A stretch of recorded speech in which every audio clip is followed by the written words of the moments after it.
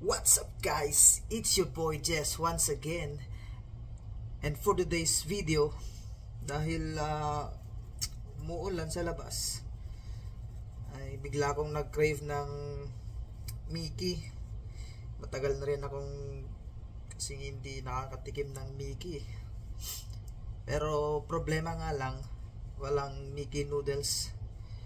At buti na lang meron tayong flour. Kaya ngayon, gagawa tayo ng homemade Ilocano Mickey noodles. Samahan niyo ako. Let's go!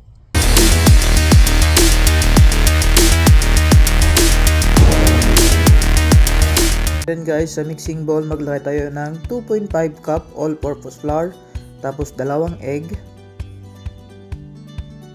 Ilagay na rin natin yung 1 teaspoon na salt, and then 1 tablespoon na cooking oil.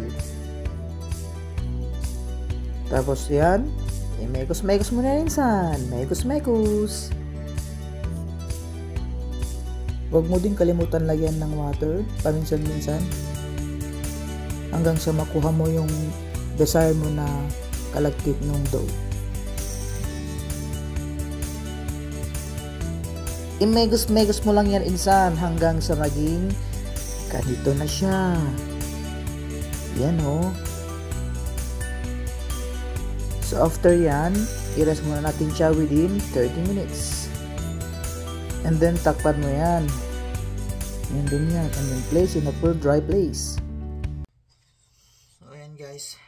Ito na lang gagamitin natin. Wala akong ibang magamit. Dito tayo magmamasa gamit ng rolling pin, tsaka chopping board.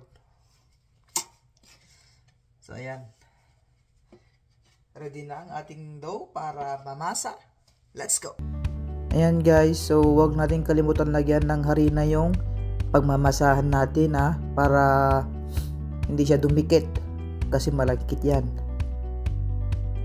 And then, kukuha ka ng knife, hatiin mo lang. So, ayan guys, gamitin na natin ng rolling pin. Yan, rolling pin.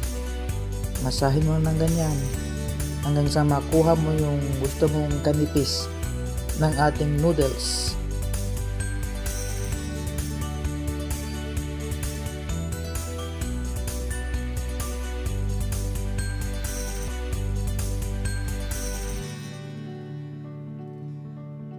So yan, habang minamasa-masa natin yan, huwag natin kalimutan lagyan ng harina na paunti-unti.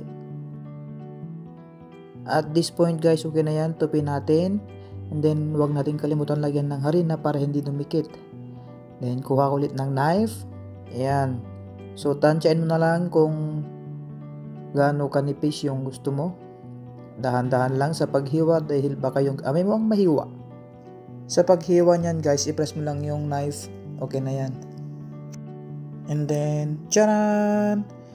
Uy, pwede na.